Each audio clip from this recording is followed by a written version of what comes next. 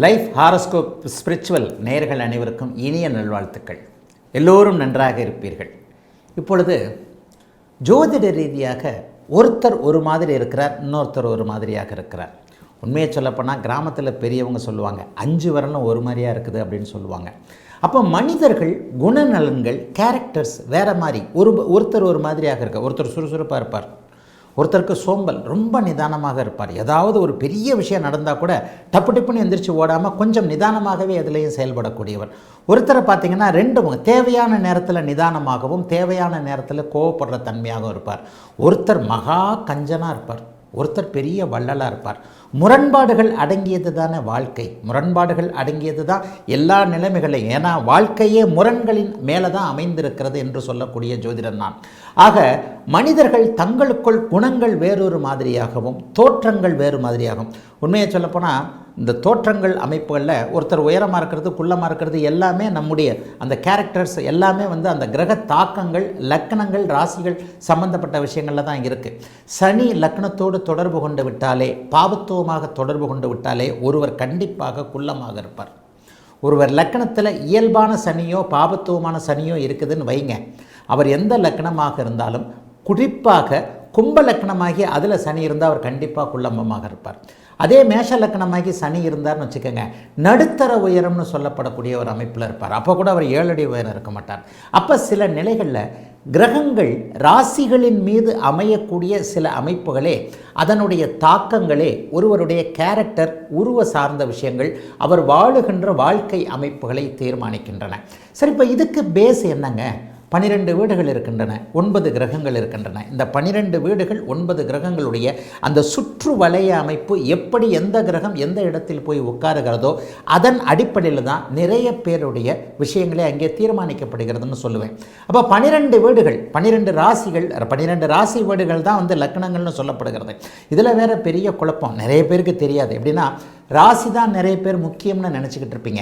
நாங்கள்லாம் ராசி பலன் சொல்கிறோம்ல, நான் பேசுகின்ற ராசி பலனே பொதுவான ராசி பலன் தான் அப்படின்னு அடிக்கடி சொல்லுவேன். ஏன்னு சொன்னால் ஒரு மேஷ ராசியோ ஒரு துலாம் ராசியோ ஒரு விருச்சிக ராசியோ எடுத்துக்கிட்டிங்கன்னா உலகத்தில் இருக்கக்கூடிய ஒட்டுமொத்த 850 கோடி பேரை அவ்வளோ வரையும் 12 விதமாக பகுதிகளாக பிரித்து சொல்லப்படுவது தான் ராசி. ஒரு ராசியில் 60லேருந்து 70 கோடி பேர் 80 கோடி பேர் கூட கண்டிப்பாக இருப்பாங்க.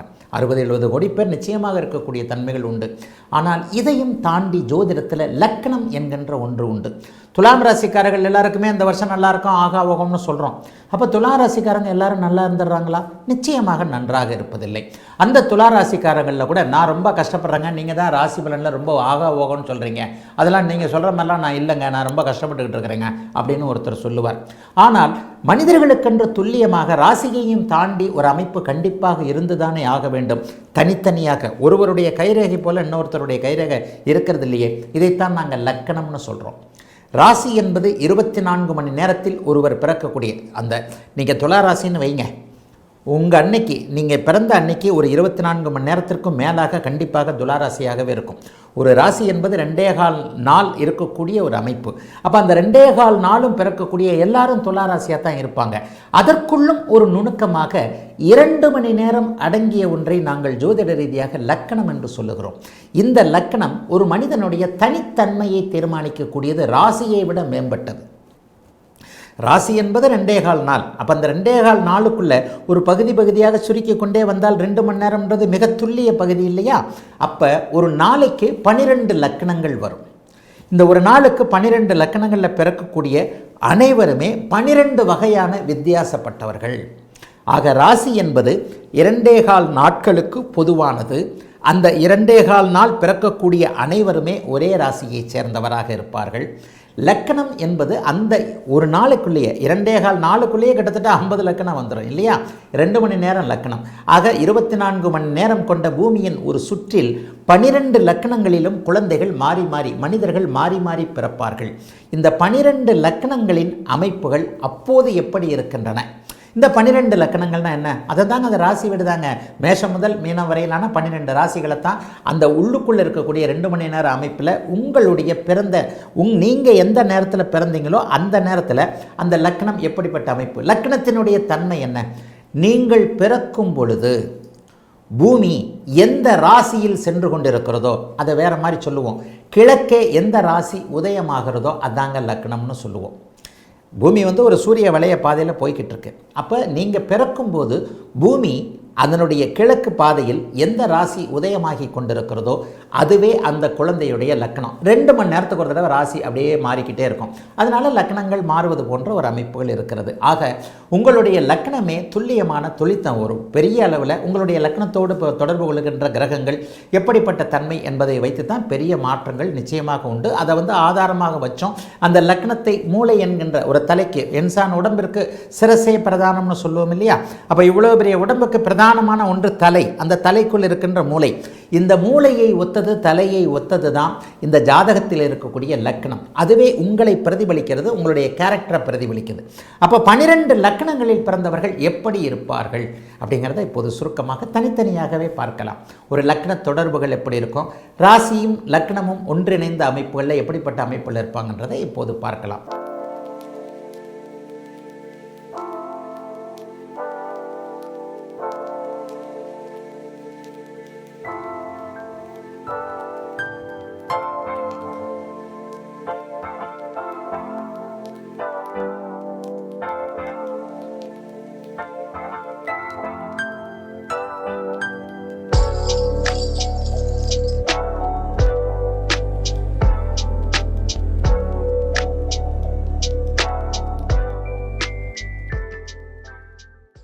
கும்பலக்னக்காரர்களுக்கு ஒரு ஸ்பெஷலே என்ன அப்படின்னு சொன்னால், ரொம்ப நிதானமானவங்களாக இருப்பீங்க.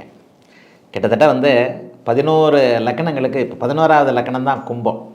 நம்ம கடைசி லக்கணத்திற்கு முதல் லக்கணம் இல்லையா?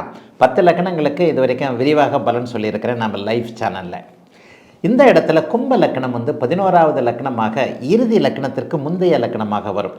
உண்மையிலேயே கிரக அமைப்புகளில் ராசி சக்கரத்தின் அடிப்படையில் மீனத்தை விட கும்பம் தான் கடைசி அப்படின்றத என்னுடைய ஜோதிடமனும் தேவரகசியம் புத்தகத்தில் விளக்கி எழுதியிருக்கிறேன். அது ஒரு விதமான கணக்கு. ஏன்னா குருவை விட தூரத்தில் இருக்கக்கூடிய கிரகம் சனி. சனி தான் அதிக தூரத்தில் இருக்கக்கூடிய கிரகம். ராசி சக்கரம் அமைக்கப்பட்ட விதத்திலே சில விஷயங்களை நுணுக்கமாக ஜோதிடம் அறிந்தவர்கள் புரிந்து கொள்ள முடியும். கும்ப லக்கணம் மிகப்பெரிய நிதானம் உள்ள லக்கணம், ரொம்ப மந்தம் உள்ள லக்கணம். அடிக்கடி ஒரு வார்த்தை கிண்டலாக சொல்லுவேன், சாக போகிறேன் தண்ணி கொண்டு வானா செத்ததுக்கப்புறம் பால் கொண்டு வர்றவர் கும்பலக்கணக்காரன்னு சொல்லுவேன். இது இயல்பு. நண்பர்களே இருக்க மாட்டாங்க. ஏன்னா இவங்க நண்பர்களுக்கு ஒரிஜினலாக இருக்க மாட்டாங்க. நண்பர்கள் தேவையில்லைன்னு நினைப்பாங்க. தனிமை விரும்பி இந்த லக்னத்தின் அதிபதியான சனி இருள் கிரகம் என்பதால் இருட்டில் இருக்க பிடித்தவர்களாக இருப்பார்கள். ஒருத்தர் அழுகிறானா சிரிக்கிறானா, நம்ம 10 பேர் ஃப்ரெண்டோட போவோம். ஒருத்தர் நல்லா ஜாலியாக இப்படி சிரிச்சுக்கிட்டு இருக்கும்போது ஒருத்தர் மட்டும் இப்படியே இருப்பார் பாருங்க, அவர் கும்பலக்கணக்காரராக இருப்பார். கண்டிப்பாக நீங்கள் அவரை பார்த்து நீ கும்பலக்கணமான்னு கேட்டால் கரெக்டாக இருக்கும். கும்பலக்கணக்காரர் எதிலும் ஒரு தனிமை விரும்பியாக இருப்பார். 4 பேர் ஹோட்டலுக்கு போகிறீங்க, 4 பேர் ஹோட்டலுக்கு போய் 100 ரூபா சாப்பிட்றீங்க. அதில் ஒருத்தர் 100 ரூபாய்க்கு பில்லு கொடுக்குறவராக இருப்பார். இந்த கும்பலக்கணக்காரர் என்ன பண்ணுவார் தெரியுமா? அந்த தட்டில் 25 ரூபாய் தூக்கி கரெக்டாக வச்சுருவார். ஏன்னா அவர் கரெக்டாக இருப்பார். அடுத்தவங்க காசு எனக்கு வேண்டாம், உங்கள் காசு எனக்கு வேண்டாம், நான் சாப்பிட்டதுக்கு இந்த 25 ரூபான்னு அப்படியே வச்சுட்டு வந்துடுவார். அந்த மாதிரியாக தன்னை ஒரு வட்டத்திற்குள் சுருக்கி கொள்ள உடையவர்களாக, மெதுவாக நிதானமாக பொறுமையாக செயல்படக்கூடியவர்களாக இந்த கும்பலக்கணக்காரர்கள் இருப்பார்கள். ஆனால் இதற்கும் விதிவிலக்கு உண்டு. ஒவ்வொரு லக்கணத்திலையும் இந்த வார்த்தையை சொல்கிறேன். ஜோதிடம் என்பது விதிவிலக்குகள் அடங்கியது. லக்கணத்திலேயே சனி இருக்கும் பொழுது இந்த குணம் கண்டிப்பாக இருக்கும். அதே அந்த லக்கணத்தில் சனி இருந்தாலும் கூட அந்த சனி சுபத்துவமாக குரு சுக்கிர வளர்பிறை சந்திரனுடைய தொடர்புகளில் இருக்கும் பொழுது அப்படியே வேறு மாதிரி இருக்குங்க. ஆக எல்லாவற்றையும் கொஞ்சம் பகுத்து பார்த்து தான் ஜோதிடத்தை சொல்லக்கூடிய தன்மைகள் நிச்சயமாக உண்டு.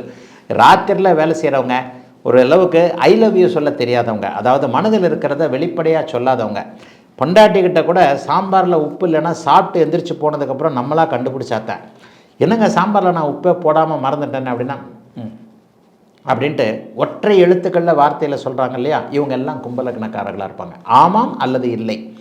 ஃபேஸில் இவர் என்ன நினைக்கிறாருன்னே கண்டுபிடிக்க முடியலையே, எக்ஸ்ப்ரெஷனே இல்லாமல் இருக்கிறாரு, கும்பலக்கணத்தில் பிறந்திருக்கிறார். ஜோதிடத்தில் ஆர்வம் உள்ளவர்கள் டெஸ்ட் பண்ணி பாருங்கள், எப்பா நீ கும்பலக்கணமாக இருப்பப்பா அப்படின்னா டக்குன்னு இப்போ எடுத்தவர் ஜாதகத்தை பார்த்தீங்கன்னா அவர் கும்பலக்கணமாக இருப்பார். ஆக மனதில் இருப்பதை வெளிப்படையாக சொல்லாதவர்கள், யாரிடமும் பகிர்ந்து கொள்ளாதவர்கள், ஆனால் குறிப்பாக அம்மா மேலே ரொம்ப பெரிய பாசத்தை கொண்டவர்களாக இருக்கக்கூடியவர்கள் எல்லோருமே கும்பலக்கணத்தில் பிறந்தவர்களாக இருப்பார்கள். இதற்கும் விதிவிலக்கு இருக்கிறது. லக்னம் சுபத்துவமாக இருந்து லக்னத்திலேயே சனி இல்லைங்க, சனி 6ஆம் இடத்துல 6, 8, 12, கும்பலக்கணத்திற்கு 6, 8, 12 மறைவது மிகப்பெரிய நல்லது. குறிப்பாக 8ஆம் இடத்திலும் 12ஆம் இடத்திலும் சனி இருப்பது மிகப்பெரிய யோகம். லக்கணத்தில் இருக்கிறத விட 8ஆம் இடத்துலையும் 12ஆம் இடத்துலையும் இருந்தால் நல்லது. பாவர்கள் மறைவது நல்லது. 6ஆம் இடத்துல மறைஞ்சால் என்னங்க, அமாவாசை சந்திரனாக இருக்கக்கூடாது, பௌர்ணமி சந்திரனாக இருந்தால் மிகப்பெரிய யோகம். கடகத்தில் ஒரு கிரகம் இருக்கிறது என்றால் அந்த கடகாதிபதியாகிய சந்திரன் பௌர்ணமியை நோக்கி நெருங்கி இருந்து வலிமையான ஒரு அமைப்பில் இருந்தார்னா அந்த கடக கிரகம் உண்மையிலேயே நல்லதை செய்யும்.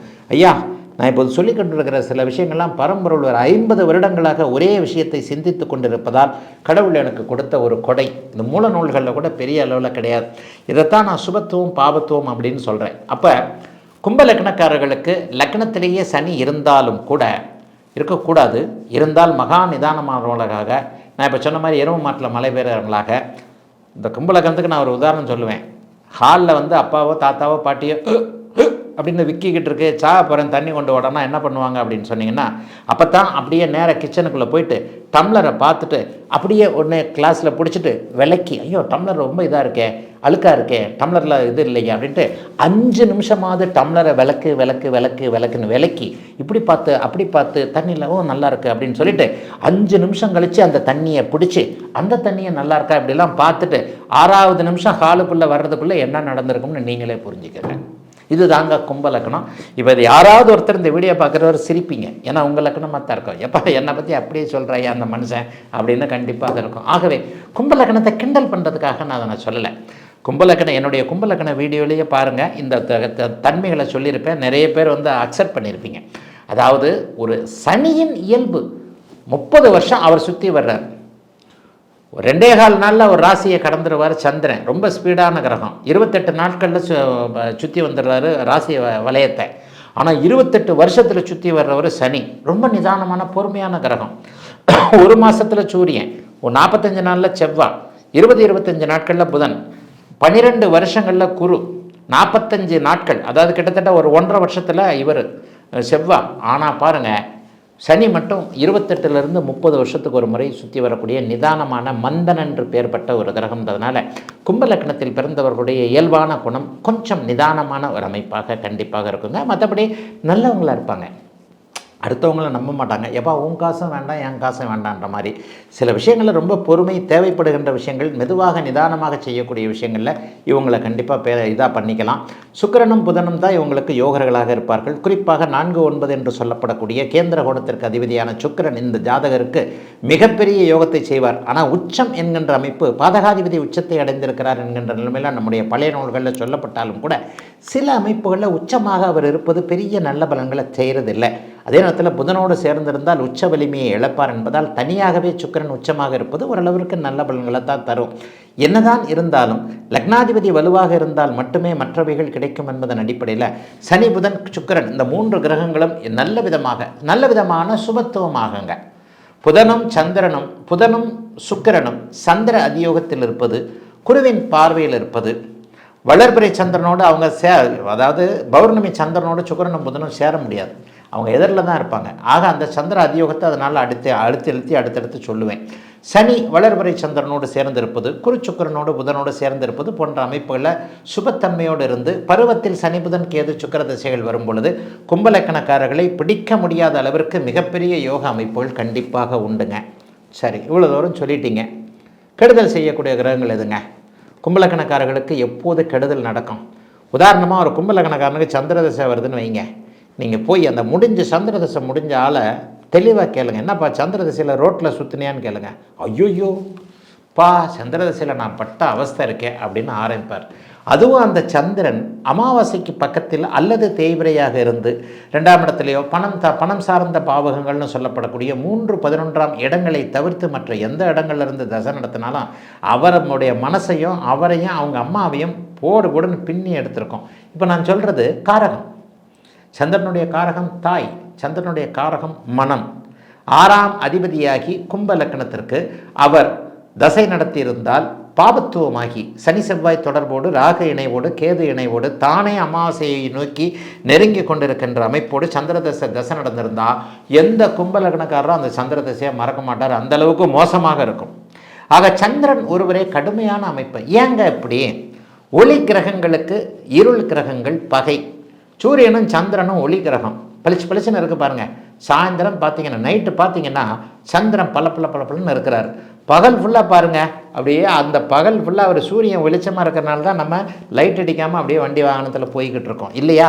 பகலில் ஒளி தரும் சூரியன், இரவில் ஒளி தரும் சந்திரன், இருவரும் ஒளிக்கிரகங்களாக இருக்கின்ற நிலைமையில் இருள் கிரகமான சூரிய ஒளியை கடைசி வரைக்கும் பெற முடியாத அமைப்பில் இருக்கக்கூடிய சனி அவர்களுக்கு ஜென்ம விரோதியாக ஆகிறார்.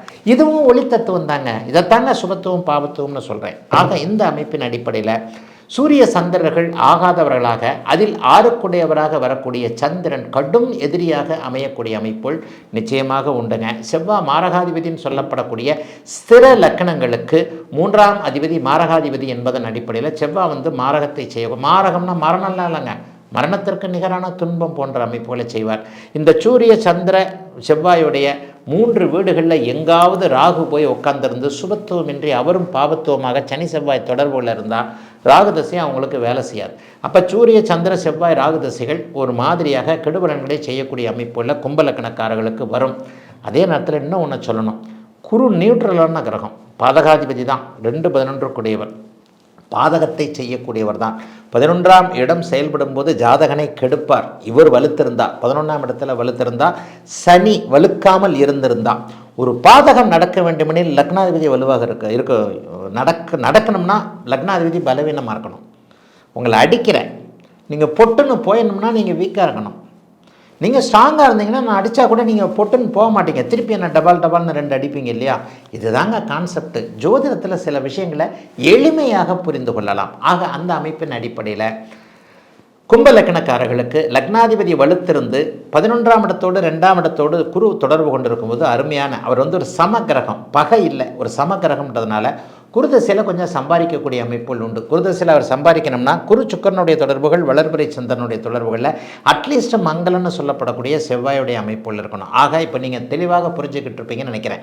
கும்பலக்கணக்காரர்களுடைய குணங்கள், கும்பலக்கணக்காரர்களுக்கு சனி புதன் சுக்கிர தசைகள் நல்ல பலன்களை செய்யும். அதனுடைய சுபத்துவ பாபத்துவ அடுக்குகளை பொறுத்து சூரிய சந்திர செவ்வாய் மற்றும் குரு மற்றும் அந்த வீடுகளில் இருக்கக்கூடிய ராகு கேது கெடுபலன்களை தரக்கூடிய அமைப்புகளில் இருப்பார். அந்தந்த சுபத்துவ பாபத்துவ அமைப்புகளை அடுத்துன்றதை தெளிவாகவே புரிஞ்சிருக்கிறீங்க. என்னதான் சொன்னாலும் கொஞ்சம் கும்பலக்கணக்காரங்க நிதானமானவங்க தாங்க.